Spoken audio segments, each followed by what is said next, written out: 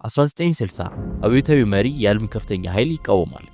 በዋሽንግተን ውስጥ ሚስጥራዊ ጦርነት ይጀምራል። በሰራዊት ሳይሆን በመርዝ በወንጀለኞች እና በሚፈነዳ ማይክሮፎኖች። ይህ የሲአይኤ ፊደል ካስትሮ ከ600 በላይ ጊዜ ለመግደል የሞከረበትና ያልተሳካለት ታሪክ ነው። የእድል የስለላና የቅሌት ታሪክ። ናሳ 1960 የሲአይኤ ምክትል ዳይሬክተር ሪቻርድ ቪስል ከሰይጣን ጋር ስምምነት ያደርጋሉ። ካስትሮን ለመመረዝ የአሜሪካ ማፊያ ይመለምላል። መሳሪያቸው ከአስፕሪን የሚያዝ ቦቱሊንም መርዝ ክኒን። ግን ክኒኖቹ አልተሳካም። በአሳማዎች ላይ የተደረገ ሙከራዎች የማይጣጣም ነበሩ። የማፊያው ውስጣዊ ሰው ጆን ፖርታ ቀድሞውኑ ተባረረ። የሲአይኤ $150,000 ሴራ ክስተት ክኒኖቻቸው የበለጠ ፍጥነት ተበተነ። ካስትሮ አፈዘባቸው። እኔ ኢላማ ነኝ፣ ግን አሁንም እዚህ ነኝ። መትረፉ እድል አልነበረም፣ ብልነት ነበር።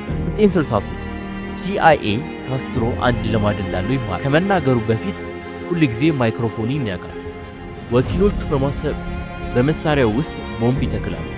ሲነካ እንዲፈነዳ ተደርጎ የተሰራ። ንግግር የሚደረግበት ቀን ካስትሮ ወደ መድረክ ይሄዳል። ቦምቡ ታጥቋል። ክፍሉ ትንፋሹን ይዟል።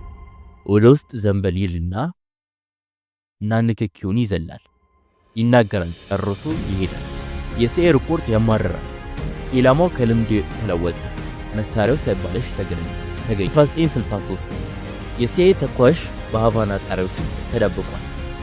ጠመንጃው ፈንጂ ጥይቶች ያለው ከፍተኛ ኃይል ያለው 0.27 ካስትሮ ከመምጣቱ ጥቂት ደቂቃዎች በፊት ዝናብ ይጥላል። ንግግሩ ተሰረዘ። ከቀናት በኋላ ጄኤፍኬ በዳላስ ውስጥ ተገደለ። የአጋጣሚ ነገር ነው ወይስ የማፊያ በቀል? ከፊሽ ጥያቄ። እድል ነበር፣ እርግማን ወይስ ጨለማ ነገር? በአስተያየቶች በኮሜንት ውስጥ ያሳውቁ። ካስትሮ ለምን እንደተረፈ ያስባሉ።